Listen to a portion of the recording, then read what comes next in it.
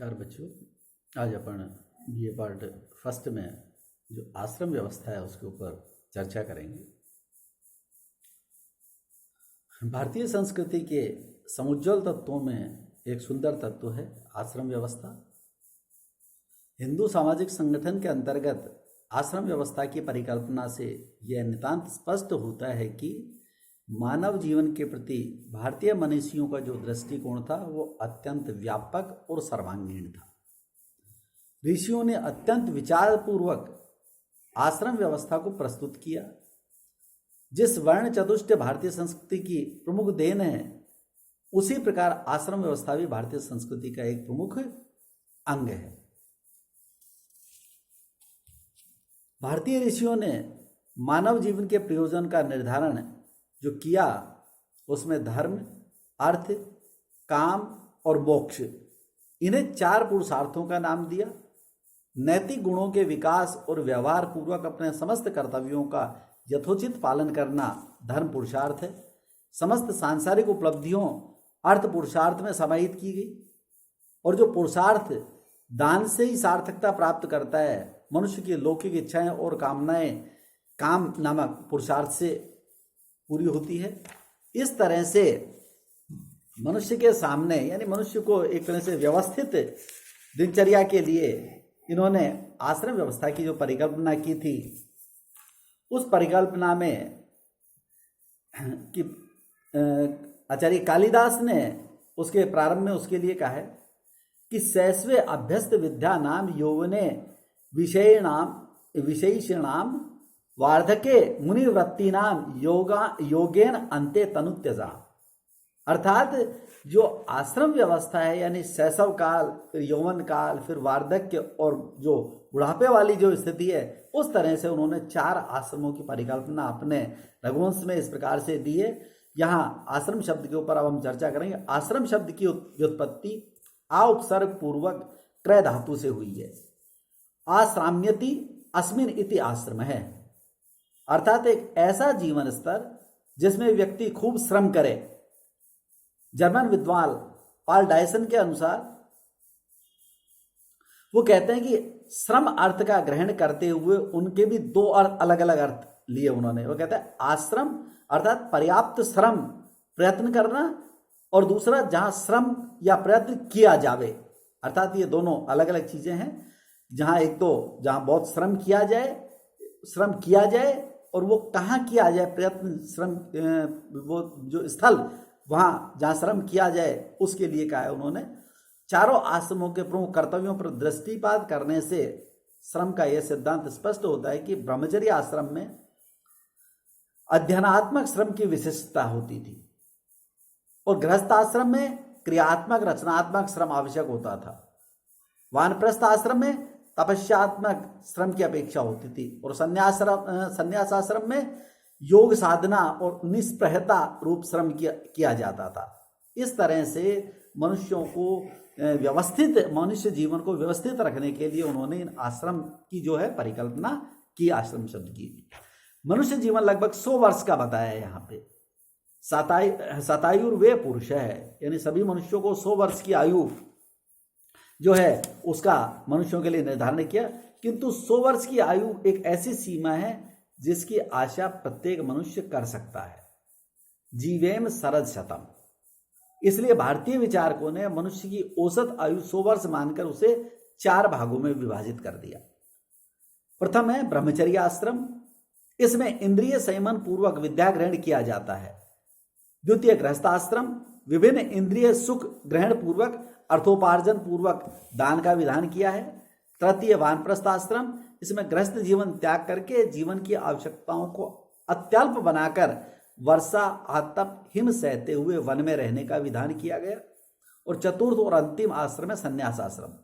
इसमें व्यक्ति संपूर्ण राग द्वेष से त्याग पूर्वक अपना हित चिंतन करता हुआ अपनी अंतिम अवस्था व्यतीत करता है। इस तरह से 4 आश्रमों की परिकल्पना की।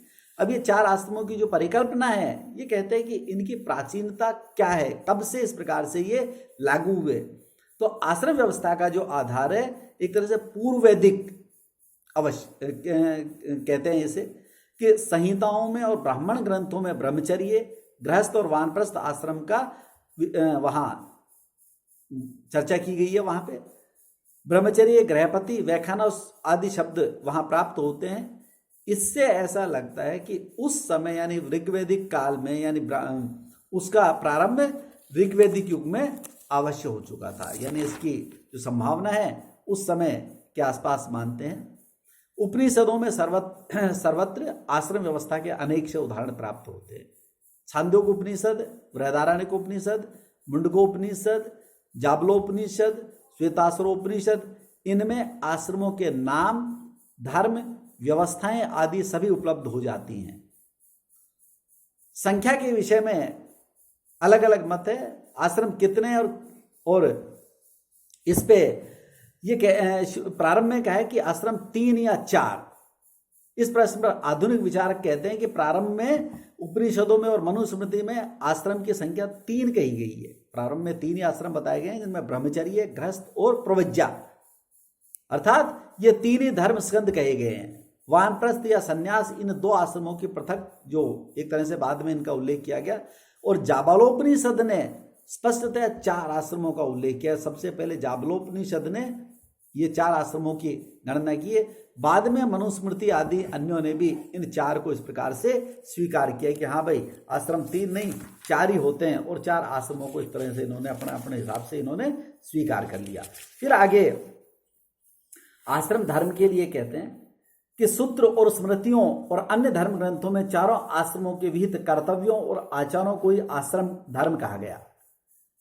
किसी भी धर्म का मूल श्रुति और स्मृति है, किंतु इससे पूर्व हम ये जान लें कि वेदों में आश्रम धर्म का स्पष्ट उल्लेख कहीं पे प्राप्त नहीं होता। मुख्यतः महाभारत सूत्रों और स्मृतियों को ही आधार बनाया गया है कि चारों आश्रमों का विभिन्न धर्म संक्षिप्ता क्रम से इस प्रकार है, यानी जो प्रारंभ में इसकी कहीं चर्चा नहीं होती है, लेकिन बाद में इस प्रकार से ये शब्द इस प्रकार से मिलते हैं। ब्रह्मचर्य आश्रम के लिए कहते हैं कि मानव जीवन को सफल बना देने वाली जो आधारशिला है वो ब्रह्मचर्य आश्रम है। व्यक्ति की समस्त भौतिक और आध्यात्मिक विकास इसी आश्रम पर निर्भर होता है। जीवन के 3 प्रमुख संस्कार, उपनयन, वेदारंभ और समावर्तन, ये जो तीनों संस्कार है ब्रह्मचर्य आश्रम के अंदर होते हैं। माँ के गर्भ में जब शिशु जन्म लेता है, शिशु के प्रथम आश्रम आरंभ होता है, वो उपनयन संस्कार ब्रह्मचर्य से आश्रम प्रारंभ होता है। ब्रह्मचर्य शब्द का या ब्रह्म उपपद पूर्वक चर धातु उत्पन्न होता है, जिसका सामान्य अर्थ है श्रेष्ठ आचरण करना।